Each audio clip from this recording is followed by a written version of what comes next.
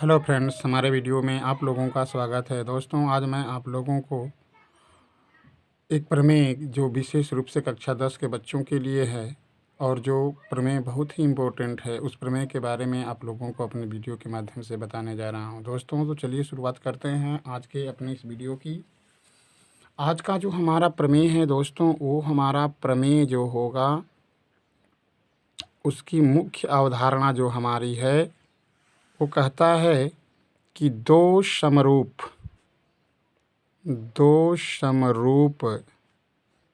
त्रिभुजों दो समरूप त्रिभुजों के क्षेत्रफलों का अनुपात दो समरूप त्रिभुजों के क्षेत्रफलों का अनुपात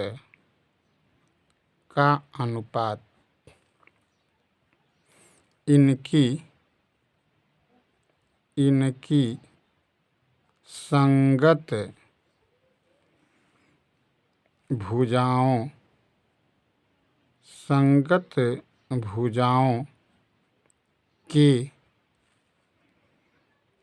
वर्ग के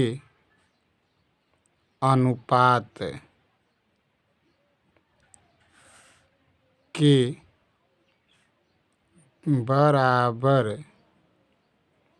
के बराबर होता है। ये दोस्तों हमारी अवधारणा है। इसी अवधारणा को आज हम लोग प्रमेय के माध्यम से समझेंगे।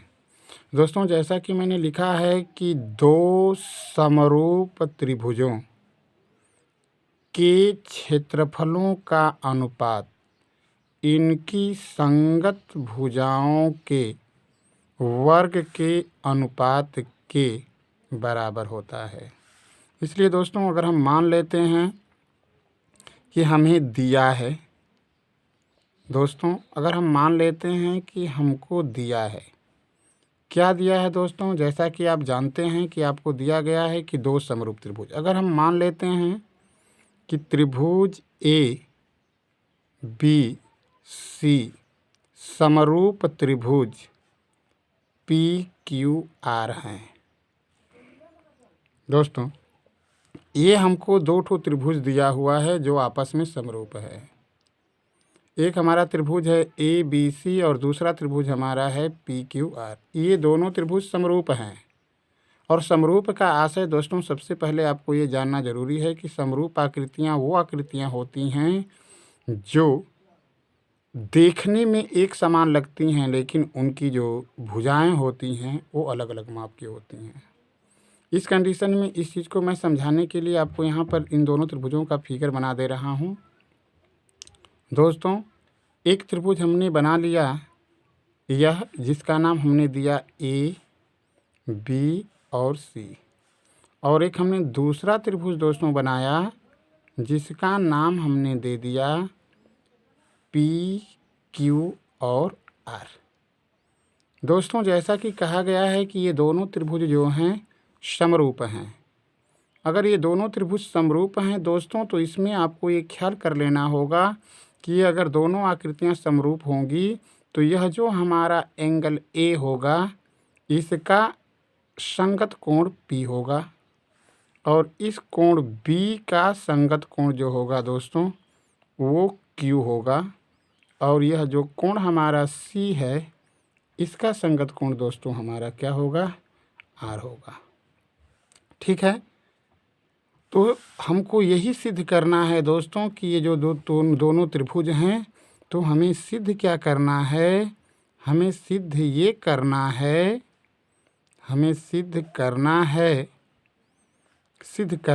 हमें कि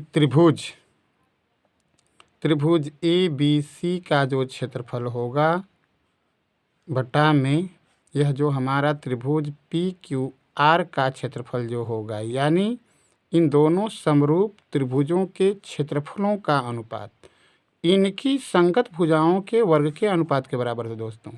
तो मैंने आपको जैसा कि बता रखा है कि ए का संगत कोण P है, बी का संगत कोण Q है, और सी का संगत कोण आर है। और इसकी संगत भुजाएं क्या हैं दोस्तों? यह जो आप देख रहे हैं ए बी, इसकी संगत भुजा आपका पी क्यू है। यह जो देख रहे हैं आप बी सी, इसकी संगत भुजा जो है क्यू आर है। और ये जो तीसरी भुजा देख रहे हैं ए सी, इसकी संगत भुजा पी आर है। तो दोस्तों हमें यही सिद्ध करना है कि ए बी और बटा में पी क्यू का वर्ग या बी सी बटा में क्यू आर का वर्ग या ए सी बटा में पी आर का वर्ग। दोस्तों यही चीज़ हमको प्रूव करना है कि इन दोनों त्रिभुजों का क्षेत्रफल जो होगा उनकी संगत भुजाओं के वर्गों के अनुपात के बराबर होगा। दोस्तों इसके लिए आपको एक छोटी सी रचना करनी है, उस रचना को देख लें। रचना आपको करना क्या होगा? रचना आपको ये करना होगा कि त्रिभुज ए बी सी में ए एम लंब बी सी तथा त्रिभुज पी क्यू आर में पी एन लंब क्यू आर खींचा। ये आपकी दोस्तों रचना है। रचना आपने क्या किया है कि यह जो आपका त्रिभुज ए बी सी था, इस त्रिभुज के शीर्ष ए से इसके सम्मुख वाली भुजा यानी बी सी पर आपने लंब डाल दिया ए एम। ये लंब है। और उसी तरीके से इस त्रिभुज पी क्यू आर में पी शीर्ष से आपने क्यू आर पर लंब डाल दिया है पी एन। ठीक है, जैसा कि आपने रचना में लिखा है। अब क्या करते हैं दोस्तों? अब हम चलते हैं अपने उपपत्ति पर। उपपत्ति क्या होती है? अब जो हमने कुछ रचनाएं किया है, उसी रचनाओं के माध्यम से आगे हमारा सवाल किस रूप में बढ़ेगा, यही चीज़ों को हम उपपत्ति के अंतर्गत क्या करते हैं, लिखते हैं। दोस्तों तो जैसा कि आपको बताया गया है कि त्रिभुज ए बी सी जो है वह समरूप त्रिभुज पी क्यू आर है। इस वजह से हमने आपको ऑलरेडी बता रखा है कि इसमें कोण ए का मान कोण पी के मान के बराबर होगा, क्योंकि ये संगत कोण है। कोण बी का जो मान होगा वह कोण क्यू के बराबर होगा, और कोण जो सी का मान होगा वह कोण आर के मान के बराबर होगा। ये बराबर होंगे दोस्तों, इस बात को आपको भूलना नहीं है। और ये बराबर होने के साथ साथ आपको पता है कि समरूप त्रिभुज की जो संगत भुजाएं होती हैं वो एक समानुपात में होती हैं। इस वजह से आपको ये भी ख्याल कर लेना है कि तथा इस त्रिभुजों की जो संगत भुजाएं हैं उनका अनुपात आपस में क्या होगा दोस्तों? इक्वल होगा। आपस में इक्वल होगा तो कहने का आशय क्या हुआ कि यह जो अनुपात समानुपात में होगा। इसलिए आप यहाँ पर इन दोनों त्रिभुजों की संगत भुजाओं को लिखते हैं। तो जैसे कि मैंने आपको संगत भुजाएं बता रखा है कि ए बी की संगत भुजा जो है वह पी क्यू है, बी सी की जो संगत भुजा है वह क्यू आर है, और ए सी की संगत भुजा क्या है? पी आर है। इसलिए आप इसको ऐसे भी लिख सकते हैं कि A B upon P Q बराबर B C upon Q R बराबर A C upon P are. ये दोस्तों आपको अपने दिमाग में क्या करनी है, बात को रखनी है। आपको ये मानना है कि जो आपने उपपत्ति में इन कोणों को समान दिखाया, इसको आप इक्वेशन नंबर 1 समीकरण 1 मान लेंगे, और ये जो आपने किया है समीकरण नंबर 2 मान लेंगे। अब आगे बढ़ते हैं दोस्तों। अब हम करते क्या हैं, जो हमने ये रचनाएं किया है, इन रचनाओं वाले त्रिभुज में जो आपको ए बी एम और पी क्यू एन दिखाई दे रहा है, ये दोनों एंगल भी आपस में ये दोनों भी त्रिभुज आपस में समरूप होंगे। इसलिए हमने सबसे पहले क्या लिया? हमने लिया त्रिभुज ए बी एम तथा त्रिभुज पी क्यू एन में। अब देखिए दोस्तों, हमने लिया है A B M P Q N. अब हमको इन दोनों त्रिभुजों को समरूप सिद्ध करना है, और समरूप के लिए हमने बताया है कि भुजाओं का कोई योगदान नहीं होता है, एंगल हमें समान दिखाने होते हैं त्रिभुजों में। तो इस कंडीशन में हम करते क्या हैं दोस्तों, इस कंडीशन में हमको करना यही होगा कि अगर ये दोनों त्रिभुज अगर समरूप हैं तो समरूप की स्थिति में क्या इसको हम सिद्ध करेंगे। इन दोनों त्रिभुजों को हमें समरूप सिद्ध करना है। जैसा कि ऑलरेडी आपको पता है कि यह जो त्रिभुज हमारा ए बी सी था और पी क्यू आर था, इसमें यह कोण बी और कोण क्यू आपस में बराबर थे। तो पहला चीज़ हमको मिल गया कि कोण बी का मान कोण क्यू के मान के बराबर है, क्योंकि ये चीज़ हमको ऑलरेडी पता है, यानी ये चीज़ हमको ज्ञात है। दूसरा चीज़ दोस्तों, आपने जो रचना किया है ए एम लंब डाला है और पी एन लंब डाला है, इन दोनों पर 90-90 अंश के कोण बने हैं दोस्तों। इसलिए कोण ए एम बी, ठीक है दोस्तों, इसलिए यह कोण जो हमारा ए एम बी होगा, यानी यह कोण एम, यानी ए एम बी जो होगा बराबर कोण पी एन क्यू होगा, क्योंकि ये प्रत्येक क्या हैं दोस्तों, ये प्रत्येक 90 अंश हैं, ठीक है। इसलिए इन दोनों त्रिभुजों में कोण कोण की कसौटी मिलती है, यानी कोण कोण समरूपता दिखता है। इसलिए आप लिख सकते हैं कि यह जो हमारा त्रिभुज ए बी एम होगा समरूप त्रिभुज पी क्यू एन होगा, पी क्यू एन होगा।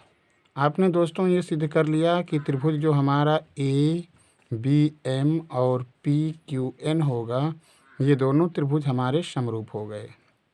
जब ये दोनों त्रिभुज दोस्तों हमारे समरूप हो गए, तो जैसे इन दोनों समरूप त्रिभुजों में आपने यहाँ पे देख रहे हैं, ये त्रिभुज ए बी सी और पी क्यू आर में समरूपता के आधार पर आपने ये कसौटी लिखा है भुजाओं की। उसी तरीके से आप इन दोनों त्रिभुजों की भी भुजाओं की समरूपता की कसौटी को आप क्या कर सकते हैं, लिख सकते हैं, ठीक है दोस्तों। तो उसके आगे अगर हम बढ़ते हैं तो हम करते क्या हैं, उस बात पे हमें विचार करना है कि हम किस तरीके से अपने सवाल को आगे बढ़ाएंगे। तो दोस्तों आपको ये ध्यान देना है कि अगर ये दोनों त्रिभुज अगर हमारे समरूप अगर हो गए, तो समरूपता की अगर इस पे कसौटी लगाएंगे तो हम क्या लिख सकते हैं, इसलिए क्या कर सकते हैं दोस्तों, इसलिए जैसे इन दोनों के समरूप त्रिभुज होने पर ये आपने कसौटी लिखा है, ये जो चीज़ आपने ये चीज़ लिखा है जो मैं सर्किल कर रहा हूँ, घेर रहा हूँ, उसी तरीके से इसमें भी आप लिख सकते हैं। तो दोस्तों हम इसमें क्या लिख सकते हैं, तो आइए यहाँ फिगर पे देखें। अब देखिए हमने सिद्ध किया कि ए एम बी और पी एन क्यू ये समरूप होंगे। तो अब इसकी संगत भुजाएं क्या हैं दोस्तों, आपको पता होना चाहिए। अब इसकी संगत भुजाएं तो ऑलरेडी हमको ए बी की संगत भुजा पी क्यू पता है, ठीक। ए एम की संगत भुजा पी एन बन गई और बी एम की संगत भुजा क्यू एन बन गई। इसलिए आप इसको बिना सोचे समझे लिख सकते हैं। इसलिए ए एम की संगत भुजा, देखिए इसमें क्या दिख रहा है, पी एन बराबर बी एम की संगत भुजा क्यू एन बराबर, और आगे आप देख ही रहे हैं कि यह जो ए बी है इसकी संगत भुजा पी क्यू दिया है, A B upon P Q. तो दोस्तों अब इस चीज़ को हमें समीकरण नंबर 3 क्या करना है, मानना है। ये ख्याल कर लेना है, ये जो चीज़ मैं घेर रहा हूँ ये आपका समीकरण नंबर क्या बनेगा, 3 बनेगा, ठीक है दोस्तों। अब आगे का स्टेप लेते हैं। अब अगर देखिए आपने ये जो रचना किया है, ए एम लंब बी सी पर डाला है और पी एन लंब क्यू आर पर डाला है।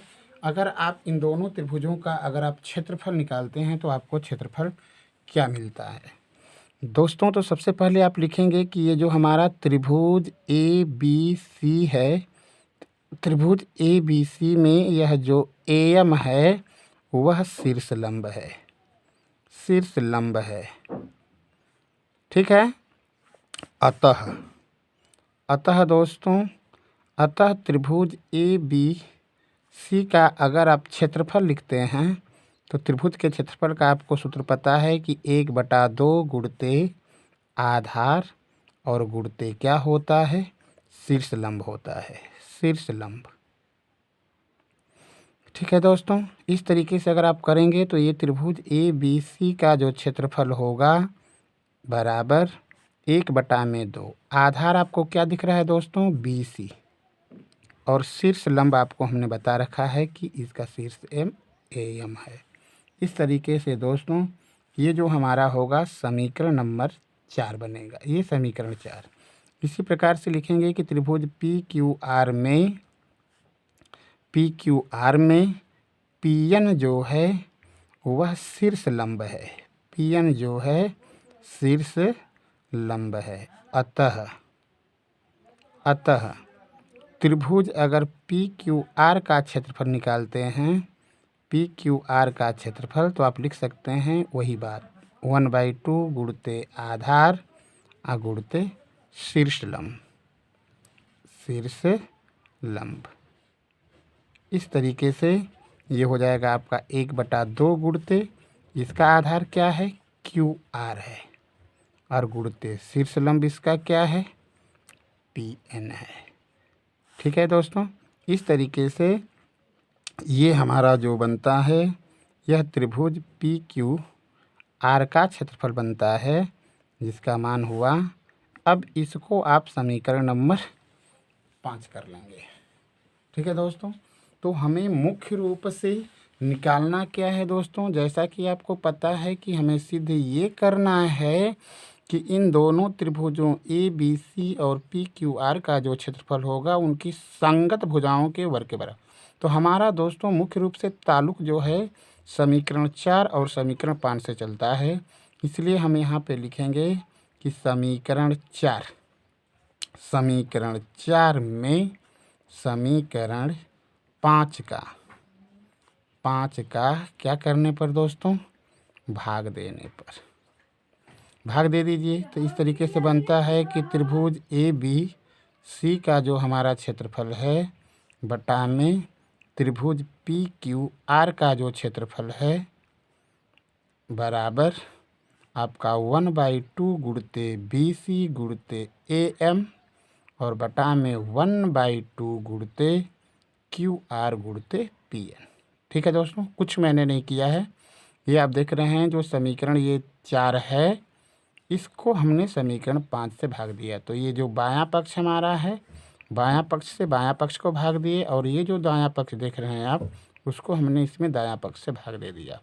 ये आप देख रहे हैं दोस्तों कि ये आपस में क्या कर गया, कट गया। अब क्या हुआ, त्रिभुज ए बी सी का क्षेत्रफल, त्रिभुज ए बी सी का क्षेत्रफल बराबर त्रिभुज पी क्यू आर का क्षेत्रफल बराबर। अब आपको मिला है दोस्तों, ध्यान देना है, आपको मिला है बी सी बटा में क्यू आर और गुणते ए एम और बटा में पी एन। ये जो दोस्तों आपका आया यही आपका मेन समीकरण प्राप्त हुआ, और इसी समीकरण में आपको मान क्या करना है, रखना है। ठीक है दोस्तों, तो ये हमने देखा कि हमारा त्रिभुज ए बी सी का क्षेत्रफल और त्रिभुज पी क्यू आर का क्षेत्रफल जो है वह बी सी गुण अपान क्यू आर गुणते A M upon P N आया। ठीक है दोस्तों, अब देखिए होगा क्या। अब यहाँ पर आप विचार करें समीकरण 2 और समीकरण 3 को। ठीक है दोस्तों, समीकरण 2 और 3 में आप देख रहे हैं कि ये जो हमारा मान है A B upon P Q, B C upon Q R और A C upon P are, और यहाँ पर क्या देख रहे हैं दोस्तों, A M upon P N और B M upon Q N और A B upon P Q. तो दोस्तों ये जो चीज़ देख रहे हैं A B upon P Q, विचार करेंगे आप, ये जो आप देख रहे हैं A B upon P Q, इस समीकरण 1 में भी A B upon P Q है। इस वजह से ये दोनों समीकरण आपस में इक्वल हो गए। इस तरीके से आप कर क्या सकते हैं, आप इस तरीके से आप यही कर सकते हैं कि इनमें से अपनी आवश्यकता के अनुसार किसी भी अनुपात को समीकरण 2 और समीकरण 3 की मदद से बदल सकते हैं। तो आप क्या कर सकते हैं, आप कर सकते हैं, देखिए यहाँ पर ए एम बटा में पी एन है, विचार कीजिए। तो देखिए ए एम और बटा में पी एन तो यहाँ है, ठीक है, लेकिन इसमें हम देख रहे हैं कि B C upon Q R नहीं है। तो इस कंडीशन में अब क्या है, हमने कहा कि समीकरण 2 और समीकरण 3 आपस में बराबर हैं। तो इसका मतलब ये जो आपको ख्याल करना होगा कि ये आपस में यह जो A M upon P N है वह इस B C upon Q R के मान के भी क्या होगा, बराबर होगा। इस पर आपको विचार करना होगा, ठीक है। इसलिए हम करेंगे क्या, इस A M upon P N को बदल लेंगे। इस तरीके से दोस्तों ये क्या बन जाएगा, ये बन जाएगा B C upon Q R और गुणते इसको बदलेंगे तो इसके अनुपात को आप B C upon Q R क्या कर सकते हैं, लिख सकते हैं। इस तरीके से बी सी बटा में क्यू आर का क्या हो गया दोस्तों, वर्ग हो गया, ठीक है। तो देखिए एक मान आपने निकाल लिया। अब क्या करेंगे, आपको पुनः वही काम करना है जो आप नीचे से किए हैं, ठीक है। नीचे से किए हैं का मतलब क्या, अब पुनः क्या काम करेंगे, देखिए ये आपने लिखा है, क्या लिखा है आपने, बी सी और बटा में क्यू आर और गुणते ए एम और बटा में पी एन है, ठीक है। अब हम क्या करेंगे, पुनः इस चीज़ को समीकरण 2 और 3 की मदद से ऐसा बदलेंगे कि इसमें से कोई एक अनुपात निकले। तो दोस्तों देखिए ये लिखा गया है ना कि B C upon Q R का मान हम A B upon P Q और लिख सकते हैं। तो हम करेंगे क्या, ये जो हमारा है क्या, B C upon Q R ये जो देख रहे हैं इसके स्थान पर हम ए बी और बटा में पी क्यू लिख सकते हैं। और देखिए ए एम बटा में पी एन है, तो देखिए ए एम बटा में पी एन इसके स्थान पर भी ए बी बटा में पी क्यू लिख सकते हैं, यानी ए बी बटा में पी क्यू, यानी इसको आप लिख सकते हैं ए बी बटा में पी क्यू का क्या, वर्ग। पुनः दोस्तों करेंगे, पुनः करिए वही बात, हमने पुनः लिया B C upon Q R और गुणते ए एम और बटा में हमने लिया पी एन। अब पुनः इनको बदलें तो देखिए हमने दो चीज़ निकाल लिया। अब हमको लाना है ए सी अपान पी आर। तो देखिए B C upon Q R का मान A B A C upon P R के बराबर है। तो अब क्या करेंगे, इसको हम लिख सकते हैं ए सी बटा में पी और आर के, ठीक है। अब यहाँ पर देखिए ए एम बटा में पी एन, तो देखिए यहाँ पर ए एम बटा में पी एन यहाँ है, लेकिन हमने कहा है कि समीकरण 2 और समीकरण 3 ये आपस में बराबर हैं, ठीक है। तो आप किसी भी अनुपात को आवश्यकता अनुसार जिस अनुपात को आप लेना चाहें लेकर के उसको लिख सकते हैं। तो देखिए यहाँ पर ए एम बटा में पी एन है, लेकिन हमने कह रहा है कि ये और ये दोनों आपस में इक्वल हैं, तो हम आसानी से ए एम के स्थान पर हम ए सी बटा में पी आर भी क्या कर सकते हैं, लिख सकते हैं, ए सी अपान पी आर कर सकते हैं। इस तरीके से दोस्तों ये हमारा हुआ ए सी और बटा में पी आर का वर्ग, ठीक है दोस्तों। इस तरीके से हमारी प्रमेय जो थी, जो हमारी अवधारणा थी, यह सिद्ध हो गया कि कोई भी त्रिभुज होगा, समरूप त्रिभुज होगा अगर 2 ठो, तो उनकी संगत भुजाओं के वर्ग का अनुपात उन दोनों समरूप त्रिभुजों के क्षेत्रफलों के अनुपात के क्या होगा, बराबर होगा। धन्यवाद दोस्तों।